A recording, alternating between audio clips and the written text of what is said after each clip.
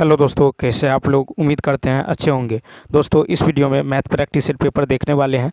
यह वीडियो बिहार शिक्षक भर्ती 2024 के लिए अति महत्वपूर्ण रहने वाला है, तो आप लोग लास्ट तक जरूर बने रहिएगा। हम जो है दूसरे वीडियो में क्वेश्चन नंबर 100 तक देख चुके थे। आज देखेंगे क्वेश्चन नंबर 101 से। ठीक है, तो चलिए शुरू करते हैं। शुरू करने से पहले आप लोग इस वीडियो को शेयर अवश्य करें। तो चलिए देखते हैं। कहता एक धनराशि पर 16% वार्षिक ब्याज की दर पर 2 वर्षों में जो है प्राप्त मिश्रधन इतना है, तो वह धनराशि ज्ञात करें। तो देखिए, यदि आप जो है मूलधन को x मान लेते हैं तो मिश्रधन बराबर क्या होता है? मूलधन इंटू 1 प्लस दर। दर कितना है? 16। दर बट्टा 100 के पावर टाइम। टाइम कितना है? तो 2 वर्ष। तो 2 पावर में 2 रखेंगे, ये 3364 के बराबर है। कितना है? 3364।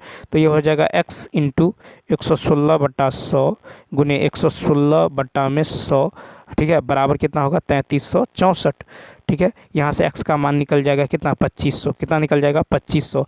यानी इसका राइट आंसर होगा ए ऑप्शन। क्या होगा? A option. ठीक है, अब देखिए एक और विधि है जो आप सॉल्व कर सकते हैं। देखिए जैसे 16% रेट है तो इसको लिखेंगे 16/100। क्या लिखेंगे? 16/100 लिखेंगे। यानी 100 से, यानी प्रिंसिपल कितना है? 100, तो अमाउंट कितना होगा? 116। ठीक है, 2 वर्ष का है तो फिर लिखेंगे 100 इंटू 116। ठीक है, ये हो जाएगा 100 का स्क्वायर, ये हो जाएगा 116 का स्क्वायर। ठीक है, 116 का स्क्वायर। अब देखिए 116 की यदि बात करें, 116 की यदि बात करें तो 116 का स्क्वायर कितना दे दिया गया है? 3364। तो आपको निकालना है 100 का स्क्वायर। यानी देखिए 116 का स्क्वायर का जो मान है ये कितना है? 3364, क्योंकि ये मिश्रधन है। तो हमको निकालना है 100 स्क्वायर का मान कितना होगा? तो 3364। ठीक है, 3364 बट्टा में 116 गुने 116। ठीक है, और गुना में कितना? 100 का स्क्वायर। ठीक है, 100 का स्क्वायर। तो यहाँ पे जो है 100 का स्क्वायर, तो ये निकल जाएगा कितना? 2500। कितना निकल जाएगा? 2500। A option. नेक्स्ट क्वेश्चन देखिए 102 है कि यदि 70 वस्तुओं का क्रय मूल्य 40 वस्तुओं के विक्रय मूल्य के बराबर है, तो 70 वस्तु का सीपी 40 वस्तु के एसपी के बराबर है। तो 0 से 0 कैंसिल, तो सीपी बट्टा एसपी निकल जाएगा आपको कितना? 4/7। ठीक है, विक्रय मूल्य हो गया 7, क्रय मूल्य हो गया 4। ठीक है, तो 4 में से 7 गया तो कितना का अंतर है? 3। तो 3 गुने 100, और लाभ किस पे होता है? क्रय मूल्य पे। तो 4 यूनिट, तो 4 25 से कट जाएगा, 25 या 75। यानी इसका राइट आंसर होगा A option. Next question, Rakesh Mukesh से 4/3 गुना तेज दौड़ता है। ठीक है, तो देखिए यहाँ पे हम क्या करते हैं, राकेश की चाल अनुपात जो है मुकेश की चाल। ठीक है, इसका रेशियो निकाल लेते हैं। तो कितना होगा? तो 4:3 होगा। ठीक है, क्या होगा? 4:3, क्योंकि 4/3 गुना तेज दौड़ता है। कौन? राकेश मुकेश से। तो 4:3 निकल जाएगा। ठीक, तो ये जो है, अब देखिए कहता है कि 60 मीटर की जो है 60 मीटर की बढ़त देता है। तो इन दोनों में कितना का अंतर है? 4 और 3 में 1 का। तो 1 यूनिट का मान है 60। तो कहता है प्रारंभ बिंदु से वह दूरी, यानी 4 यूनिट का मान कितना होगा? तो 60 गुने 4, 240 मीटर। 240 मीटर कहे तो सी ऑप्शन। ठीक है, नेक्स्ट क्वेश्चन 104 देखिए।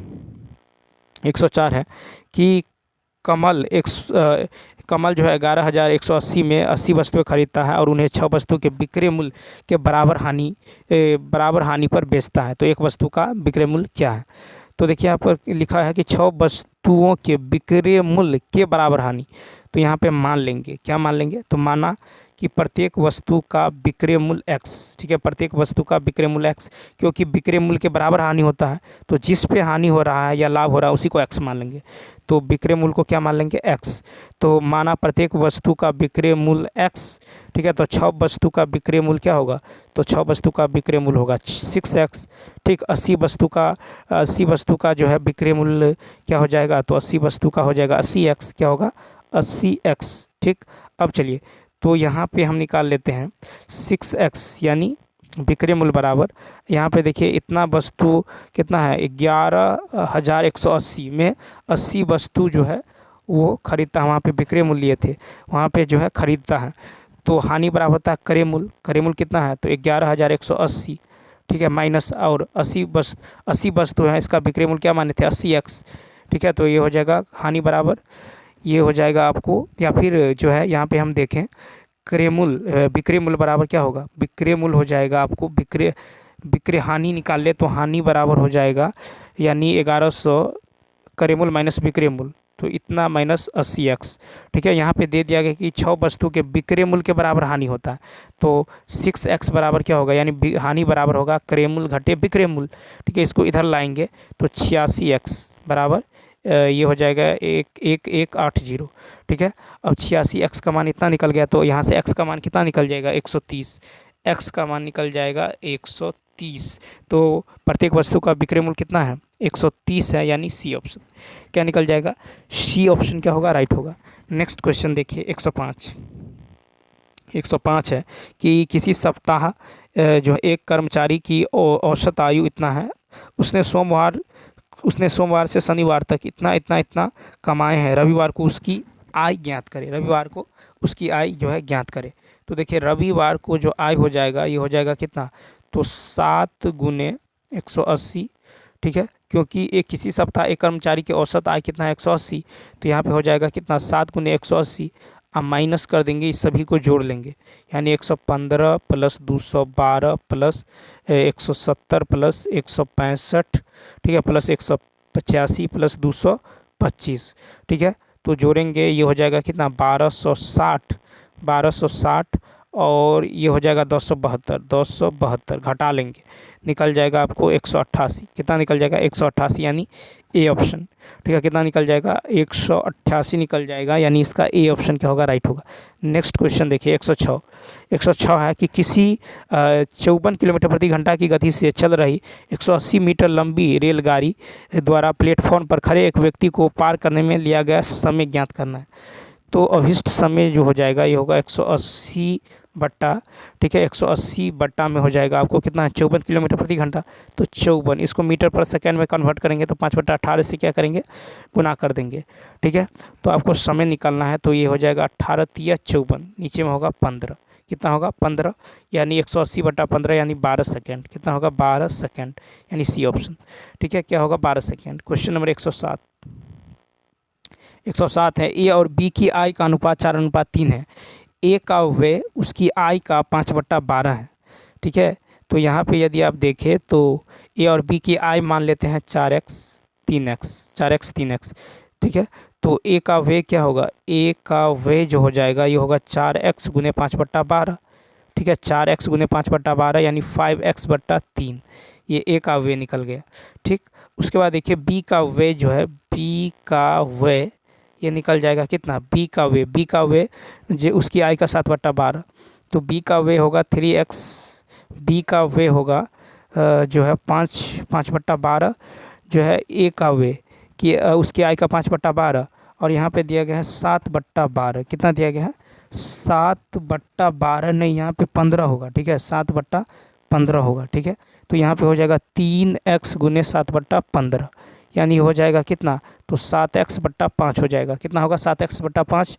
अब कह रहा कि उसके व्यय में अंतर, अब देखिए यहाँ पे अंतर निकाल लीजिए 5x/3 और 7x/5, इन दोनों में कितना का अंतर है, तो देखिए इन दोनों में जो है अंतर हो जाएगा आपको, तो अंतर निकाल लीजिए, तो 5x/3 और जो है 7x/5 यानी 15 लेंगे, तो 3 25x और माइनस में हो जाएगा आपको कितना 7 या 21x, यानी 21x यानी 4x/15, 4x/15 ये किसके बराबर है, ये बराबर है 4500 के, 4500।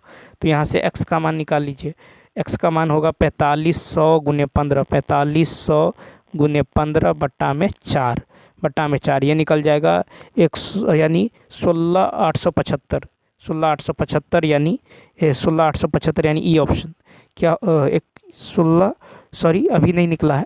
ठीक है, 16,875 यहाँ पे जो है x का मान निकल जाएगा 16,875। ठीक है, 16,875। उसके बाद देखिए यहाँ पे कह रहा है कि b की आय निकालना है, क्या निकालना है, b की आय। तो b की आय यदि निकालेंगे तो यहाँ पे क्या होगा, b की आय होगा 3x, कितना था 3x, तो इसको 3 से गुना कर लीजिए, तो ये निकल जाएगा आपको 50,625 यानी बी ऑप्शन। ठीक है, नेक्स्ट क्वेश्चन नंबर देखिए 108 है कि 16,875 की राशि को जब वार्षिक रूप से चक्रवृद्धि की जाने वाली 8% की ब्याज दर पर निवेश किया जाता है तो 2 वर्ष के बाद इतना रुपया मिश्रण प्राप्त होता है, आर का मान। तो यहाँ पे यदि देखें तो कितना प्राप्त होता है 19,683, 19,683, ठीक है। ये हो जाएगा आपको कितना, तो मिश्रधन बराबर होता है मूलधन कितना है 16,875, मूलधन इंटू 1 प्लस 10/100 R/100 के पावर कितना है, पावर है 2, ठीक है। ये इधर आएगा तो बट्टे में होगा 16,875, स्क्वायर हटेगा तो ये रूट में हो जाएगा, ठीक है। रूट में होगा तो ये होगा 27/25 का होल स्क्वायर, ठीक है। 27/25 निकल जाएगा, ठीक है। और ये हो जाएगा 1 प्लस, अब आर निकालना है तो -1 कर दीजिए, ये R/100 का मान निकल जाएगा। तो ये होगा कितना 2/25, ठीक है। कितना 2/25 निकल जाएगा। यहाँ पे यदि हम इसका स्क्वायर रूट लेंगे तो 27/25 2/25, ठीक है। ये होगा 2/25, ठीक है। अब गुना 100 करेंगे तो 25 चौका 100, 4 दूनी 8%, बी ऑप्शन क्या निकल जाएगा, तो इसका बी ऑप्शन।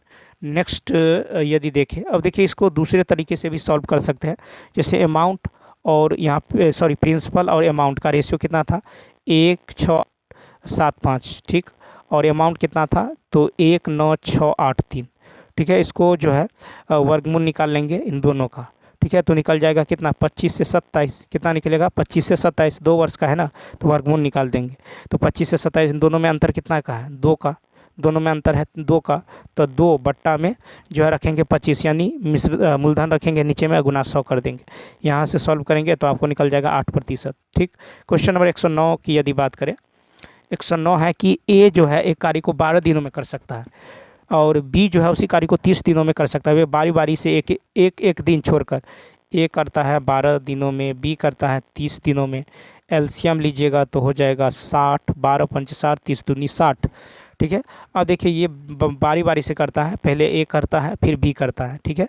ए और बी करता है, तो ए और यदि बी करता है तो एक दिन ए एक दिन बी काम करेगा तो कितना काम होगा 7 काम होता है 2 दिन में, ठीक है। 5 + 2, ठीक है। तो 2 दिन में आपको 2 दिन में 7 काम हो रहा है, ठीक। हमको करना है 60, हमको करना है 60 काम। तो देखिए 7 को यदि हम 8 से गुना करेंगे तो 7 × 8 = 56, 9 से करेंगे तो ज़्यादा हो जाएगा, 8 से गुना करिए दोनों साइड, तो यहाँ 2 × 8 = 16, तो 16 दिन में कितना काम हो रहा है 7 × 8 = 56 काम हो रहा है, ठीक है। 7 × 8 = 56 काम हो रहा है और एक काम शुरू करता है, ठीक। एक काम शुरू करता है तो 7 × 8 = 56, यानी 16 दिन में 56 काम हो रहा है, ठीक।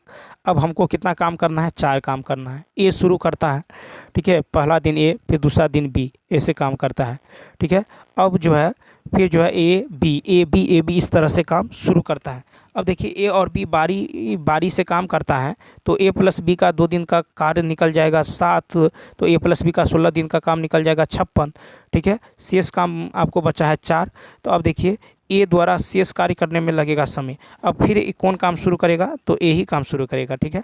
तो 16 दिन में आपको जो है 56 काम हो गया है, फिर 16 दिन में 56 काम हो गया। और फिर ए करता है फिर बी करता है, फिर अगले दिन कौन करेगा तीसरा दिन, यानी ए ही करेगा। तो ए करेगा तो मान लीजिए ए कितना कर रहा था 5 काम, ए कर रहा था 5 काम, तो 16 और हमको कराना है 4 काम, तो 4/5 होगा, ठीक है। 16 सही 4/5, 16 सही 4/5 यानी कितना हो गया, तो ये हो जाएगा आपको 16 सही 4/5, ठीक है। 16 सही 4/5 यानी सी ऑप्शन, सी ऑप्शन क्या होगा राइट होगा। नेक्स्ट 110 देखिए, 110 है कि शीर्ष इतना इतना और इतना से बने चतुर्भुज के क्षेत्रफल की गणना कीजिए। तो मान लीजिए कोई चतुर्भुज है, ठीक, इस तरह से कोई चतुर्भुज है, मान लीजिए ए बी सी और डी है, ठीक है। ए का जो कोऑर्डिनेट है -3 2 है, बी का है 5 4, बी का 5 4, सी का है 7 -6, ठीक है। 7 -6, डी का है -5 -4। मान लीजिए इसको मिला देते हैं तो 2 त्रिभुज बन गया। अब जो है यहाँ पे गौर कीजिए कि हम जो है यहाँ पे त्रिभुज तथा चतुर्भुज के क्षेत्रफल की गणना करना है।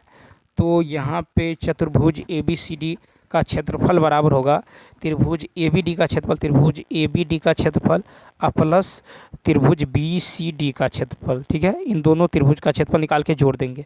तो त्रिभुज यदि त्रिभुज जो है त्रिभुज का क्षेत्रफल होता है x1 × y2 - y3 प्लस, देखिए त्रिभुज का क्षेत्रफल क्या होता है √अंडर होता है x1 × रूट अंडर नहीं होता, ये होता है क्या होता है 1/2, ठीक है 1/2, ठीक है। ये होता है 1/2 x1 × y2 - y3 plus x2 into y3 minus y1 plus x3 into y1 minus y2। ठीक है, y1 माइनस y2 इस फॉर्मूला पे रखेंगे तो आपको ये हो जाएगा 1/2, ठीक है, into x1 into y2 minus y3 plus x2 into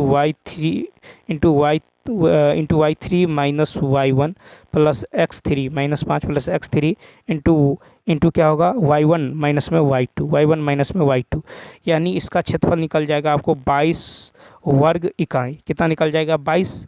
इसी प्रकार से दूसरे त्रिभुज का, नीचे वाले त्रिभुज का क्षेत्रफल निकालेंगे तो 1/2 x1 into y2 minus y3, ठीक है, plus x2 into y3 minus y1, ठीक है, y3 माइनस हो जाएगा y1 प्लस x3 लेंगे।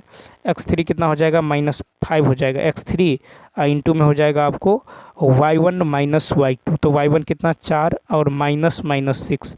इसको सॉल्व कीजिएगा तो निकल जाएगा कितना? इसको सॉल्व करेंगे तो 58 वर्ग इकाई। अब दोनों को जोड़ दीजिए, कितना आया था? 22 58 8 2 10 5 2 7 1 8 80 वर्ग इकाई। 80 वर्ग इकाई कहें तो सी ऑप्शन। क्या होगा? C option. तो चलिए दोस्तों, इस वीडियो में इतना ही। यदि यह वीडियो अच्छा लगा हो तो लाइक, शेयर और सब्सक्राइब करना ना भूलें। साथ ही साथ कमेंट करके बताइए यह वीडियो आपको कैसा लगा। तो चलिए मिलते हैं नेक्स्ट वीडियो में। Thanks for watching.